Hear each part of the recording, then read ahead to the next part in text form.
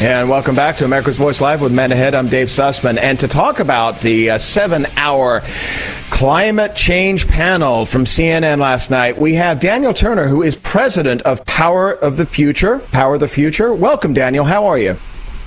Thanks for having me on. It's a pleasure having you. So, okay, pulling apart, I know that you just did a piece with Stuart Varney on Fox Business, but let's pull apart and put this back together a little bit last night. You said last night that the biggest winner of the night wasn't even on stage. Who are you referring to? Yeah, the biggest winner last night was President Trump, and I am probably maybe one of about 8 people who can say they literally watched all 7 hours of this awful, just devoid of facts, science, physics, math, engineering, just 7 hours of socialist talking points. But I did watch it, and anyone who watched it like I did knows that this was really a in-kind donation to the Trump 2020 campaign, because you cannot listen to these people on stage and think, wow, I'm going to go ahead and vote for them. So President Trump came out as the winner. Yeah, Daniel, you must have a much greater intestinal fortitude than Dave and I, because neither one of us could stomach that, all 7 hours of it. You know what's interesting to me, though? Yes, I agree that Donald Trump is the ultimate winner, but if I had to choose someone on that stage, and we covered this in the first hour of the show, I found myself agreeing with Cory Booker to some degree on 2 things. Number one, he said he's not trying to take hamburgers away from anyone, which is great, and I think is probably different from a lot of folks on the left, because they want to control everything you do and everything you put in your mouth. But he also talked about nuclear power, and so I found myself somewhat sympathetic to what he said, so I actually deemed Cory Booker to be the winner of the night.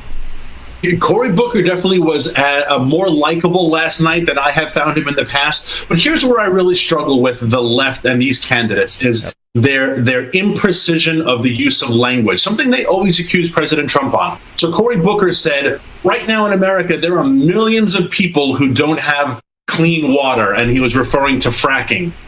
That's just a lie. If you could show me one person, I would love to meet said person, and I know this industry very intimately. But he gets away with it. No one said, well, hang on, Senator, what neighborhood are you talking about? Millions of people. Another thing he said, which I just found funny, growing up in Newark, he said it's a community of color. We don't have access to fresh food. I found the Whole Foods within a 4-second Google search, right in downtown Newark. I found other grocery stores, and look, I'm from Queens. I know the area. The PATH train takes you right into Manhattan. So again, no one pushes back and says, well, what do you mean people in Newark don't have access to free, fresh food?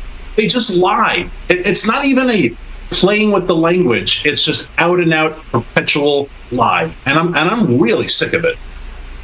Daniel, you said that one of the losers last night was the American people, who really don't have a choice on the Democratic side right now for at least a presidential candidate, based upon all the hyperbole that they put out last night. But, you also talk about the fact that the Democrats are embracing this doomsday clock, which, is ticking down to 2030, which is hard to believe. It's almost just 10 years away. This fear-mongering that they're putting out right now, where we need to be off of fossil fuels by 2030, do you think that carries any support by normal Americans who are going to go vote for the president in 2020? No, and that's why CNN had to have a very select, hand-picked audience of supportive people. And there are just little examples that we can use to prove this. And I'll just give you one. One wind turbine, right? And the Green New Deal that these folks support require hundreds of thousands of wind turbines. Just one requires 900 tons of steel. Steel is forged by coal. Just one requires more than 2,000 tons of concrete, because it has to be anchored into the ground. The main ingredient in concrete, besides silica and aggregate, is coal ash. How are you banning coal and building wind turbines? And not just one or two, hundreds of thousands of wind turbines. That's just a simple logical conundrum that none of these folks say, well, we're going to be fossil fuel free by 2030. It is not technologically possible, and yet they all get away with this lie that they are going to rid the world of fossil fuels. It's you can see my frustration. It's to listen to this stupidity repeated over and over again for 7 hours. It's incredible. That's why the Democrats in America are the biggest losers. There have to be some who still want a Democrat candidate, just like there were Republicans who didn't support Trump. But boy, there is no alternative on that stage. None. I think you're right. I think it's a combination of two issues. There's never any follow-up question, and also they bank on the fact that these folks are low-information voters and that they are just going to automatically digest what it is these folks are saying. But Kamala Harris, we just aired a clip where she said she's going to filibuster, or she's going to eliminate the filibuster ability to pass the Green New Deal. The Green New Deal, which those of us who educate ourselves know that it would cost on average $600,000 per U.S. household. So does the left, have they heard that figure? Do they even bother to ask the question? Because you've got to think that reasonably minded people, even on the fringe elements of the left, are thinking to themselves, how are we going to pay for this, right? You're right, and that's such a great point that you raised in terms of just the inner workings of Washington, D.C. How many senators were on the stage last night? Kamala Harris, Cory Booker, Klobuchar, all of them voted against the Green New Deal, right? They just ignore that. The Green New Deal was brought to the Senate for a vote, and it lost 53 to 47 abstains.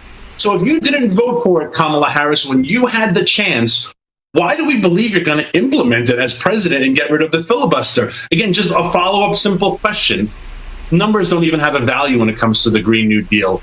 Bernie with his 16 trillion, 4 trillion, it was just devoid of pure science and math for 7 excruciating hours.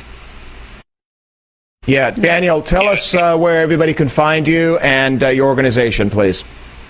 Yeah, powerthefuture.com, Daniel at Power the Future. And I advocate for energy workers because they are the ones, millions of them are the ones who are going to lose out if any of these folks were to get the reins of power. These are the men and women who work in coal, oil, gas, and I am trying to be their voice in this crazy place we call D.C.